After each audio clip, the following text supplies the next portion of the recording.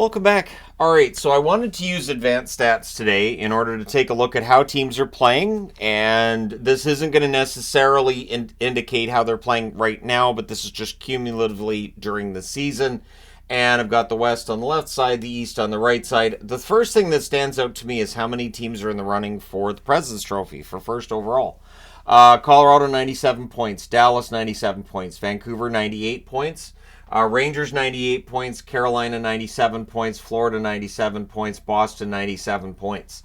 That is what, 7 teams around that same spot there. So a lot of teams playing well enough to get into that range where they might consider themselves President's Trophy hopefuls. Or are you a hopeful? Do you want it? But again, this kind of illustrates why winning the President's Trophy doesn't necessarily mean much come playoff time, because there are a lot of really good teams in the NHL. Parity's a thing. So the Colorado Avalanche will start there. 97 points in 71 games for them. They're scoring 9.38 goals above expected.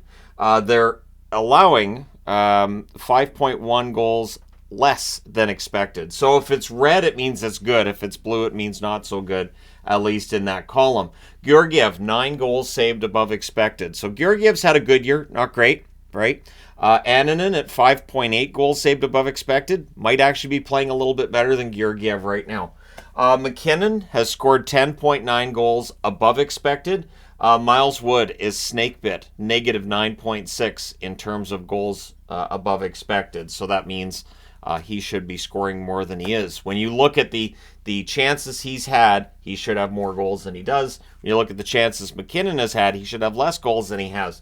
So there's a little bit of luck that's involved in there. I know luck gets sometimes overrated when it comes to hockey. But let's go to Dallas next. 72 games, 97 points for them, scoring 19.2 goals above expected, which is good because they're allowing 10.23 goals above expected. Dallas's goaltending has not been at the level that you would want it to be. Ottinger, negative 5.4 goals saved above expected.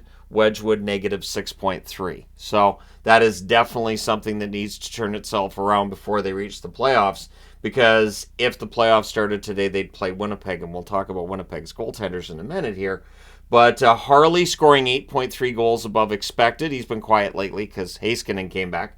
Foxa, negative 3.4. So Fox has been more snake pit. Yeah, that tracks. Definitely tracks. So on the Winnipeg side of things, they have 71 games, 93 points. 4 points back now. Probably not going to finish first in the division. There's always the chance they end up finishing second if either Colorado or Dallas falter in the final few games here, but we'll see. The Winnipeg Jets scoring .33 less than expected in terms of goals.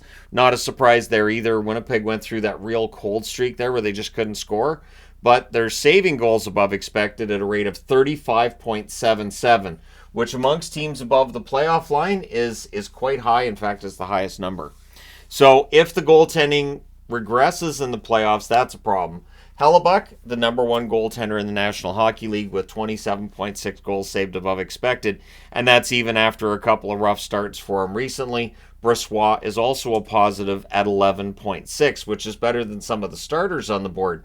So the goaltending's been fantastic for Winnipeg. Goals above expected, Kyle Connors scored 10.5 more than expected. Lowry, negative 8.5, so Adam Lowry should have a bunch more goals than he does. But Lowry's not known as a finisher, so that kind of tracks. Vancouver, 71 games, 98 points. They're the top team right now in the West. We'll see if it stays that way. But they're scoring at a really high rate, 25.61 goals above expected. I'm just looking. That is the second highest number on the board behind Detroit. Allowing less than expected at a rate of 15.04. So their goaltending's been excellent. Demko, one of the top goalies in the league, saving 20.4 goals above expected. Casey DeSmith is a positive, 0.5 goals saved above expected. So you do lose without Demko and with DeSmith in the net, but that's why DeSmith's the backup. But DeSmith's still a positive in that area.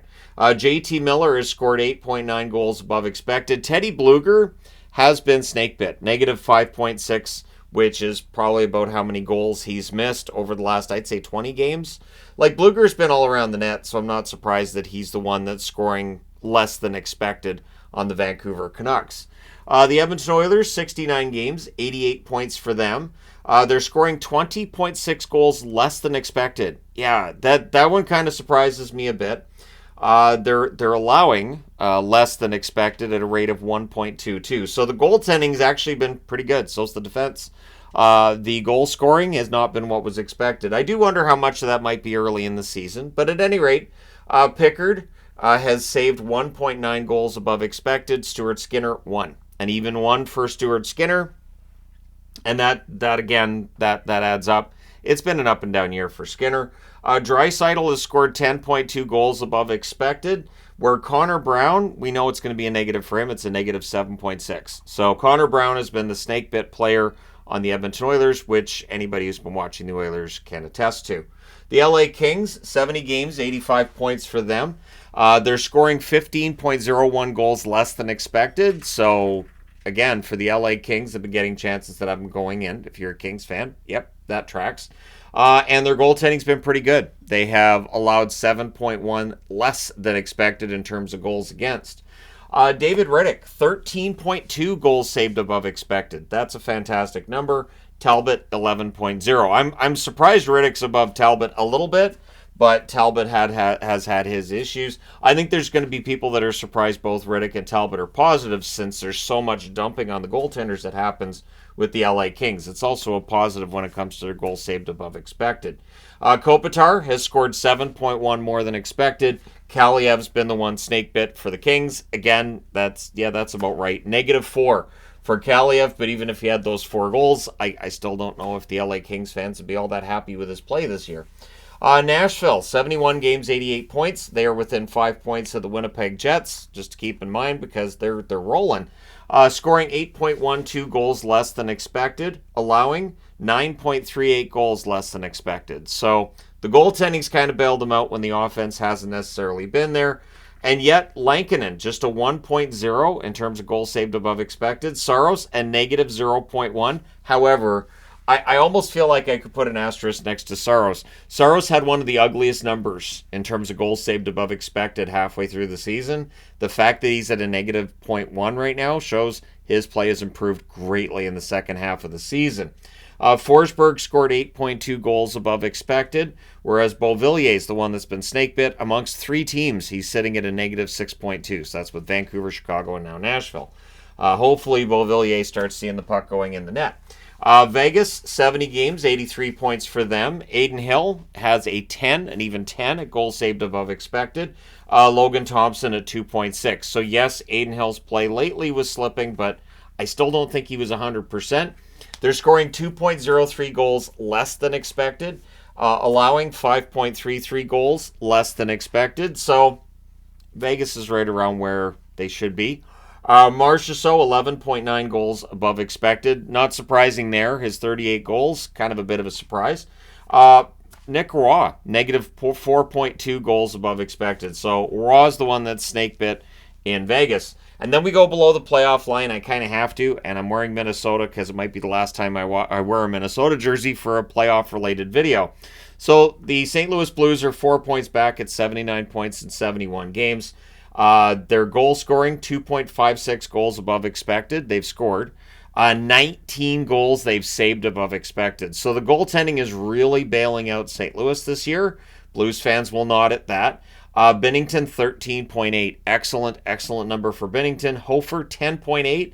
So both goalies are just as good as they look. They passed the eyeball test. They passed the analytics test as well. Brandon Saad, 5.7 goals above expected. Falk, negative 5.3. So Falk's the one that's had issues getting the puck to go in the net for him this season. And then Minnesota, 77 points. So they're 6 points back, and they've played more games than Vegas by 1 anyways. And so, I mean, if Vegas wins tonight over St. Louis, basically the race in the West might be done altogether anyways. But for the Minnesota Wild, they're scoring 5.45 goals above expected. They're allowing 12.73 goals above expected. So the goaltending has let them down. Gustafsson, a negative 4. Not a huge surprise that Gustafsson's number would be a negative, or Fleury's either at a negative 6.7. Fleury's had some really good games, but he's also had some questionable ones as well. Kaprizov scoring 3.7 goals more than expected. Eriksson Ek at a negative 4.8. So Eriksson Ek should have more goals than what he has. What are you going to do? Then we move over to the East. The New York Rangers, 71 games, 98 points for them, scoring 4.54 more goals than expected, allowing 9.71 less than expected. So both of those are really good for them. Jonathan Quick has been the better of the two goalies overall, 13.8 goals saved above expected. Shesterkin at 12.5, though, is getting better. And Igor is going to be the starter come playoff time. He is the better of the two goalies in general. Panarin, 18 goals above expected. That's number one in the National Hockey League. So if you're looking at a player who's scoring really, ridiculous numbers right now above their normal, that you're saying he's probably going to regress next season, look no further than Panarin. Barclay Goodrow, negative 6.4 for Barclay Goodrow. Then there's the Carolina Hurricanes, 72 games, 97 points for them. So again, right in the hunt for a President's Trophy. They're scoring 8.25 goals less than expected. So Carolina's offense has had its struggles, and we've seen that. 1.57 goals saved above expected, which is remarkable considering how many times we've talked about Carolina's goaltending being an issue. Freddie Anderson, 9 goals saved above expected, considering injuries, how many games he's missed. That's a good number. Spencer Martin, 0.7. So it's a positive for him. Kochetkov's a negative 1.6. Again, much like UC Saros, it feels like that number was worse not that long ago. Kochetkov's goaltending has been pretty solid lately. Aho scoring 8.1 goals above expected. Gensel at a negative 7.7 as the snake-bit member of the Carolina Hurricanes. Philadelphia, 72 games, 81 points, so they're still 3 points ahead of Detroit below the playoff line. They're only 2 points ahead of Washington, however. So Washington could jump into this spot, and then they're directly in competition with Detroit, New York Islanders, and New Jersey. So for Philadelphia, the goaltending, Erisson's got a positive as a 3 goals saved above expected. Sandstrom does not, at a negative 6.1, and they can't call up Peterson. They've used all their emergency recalls, so they're stuck with Sandstrom and Erisson for the rest of the season. 0.2 goals scored above expected, so Philly right about where they should be. Negative in terms of goals above expected against. It's a 14.91. So if you feel like the goaltending hasn't necessarily been good enough for Philly, that number would tell you that you are correct. Konechny scoring 6.6 goals above expected. Atkinson is the one that's snake bit here. Negative 5 in terms of goals scored above expected. Then we get to the Florida Panthers, 71 games, 97 points, the current leaders of the Atlantic Division. They've scored 21.45 goals below expected, so their offense should get better. That's kind of scary. Goals saved, their goaltending has been fantastic, 26.24. So in terms of the overall number, they are second on the board behind the Winnipeg Jets, who have that 35.77. Stolarz, 17 goals saved above expected. Where did that come from? Bobrovsky, 16.2. Bobrovsky's been excellent. Stolarz has kind of been better. Reinhart, 10.7 goals above expected. This is where I wonder, when they're going into UFA negotiations, does that come up? Do they mention advanced stats or do they not? Tkachuk, negative 10.1. So it just feels like Reinhart stolen Tkachuk's goals this year. Tkachuk's number is 1-2 that feels like it's lower than it was earlier in the season. Matthew Tkachuk still getting points, not just necessarily at the rate he should be. Boston, 72 games, 97 points for them. They're scoring 9.1 goals more than expected and allowing 28.13 less than expected. So actually they're above Florida there and below Winnipeg. So apologies, Florida. You guys are third. Man, you dropped just like that. It's just that fast it's gone. Swayman, 13.6 goals above expected that he's saved. Ullmark, 12.2. And they've alternated which one's the better goaltender throughout the season. Right now it's Ullmark. It could be Swayman again come playoff time. I do hope they rotate the two goalies once we reach the playoffs. It's time. The rotation for goaltenders in the playoffs should return. Pastrnak scoring 10 goals above expected. James Van Riemsdyk is the one that is snake bit on the Bruins at 11.2 goals less than expected. Toronto, 70 games, 89 points for the Toronto Maple Leafs.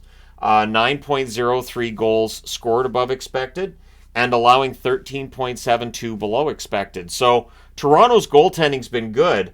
Wall, 9.8 goals saved above expected. Jones, 8.3 goals saved above expected. So Samsonov's not supposed to miss any time, but I intentionally omitted him at this point. I know it's a negative for Samsonov.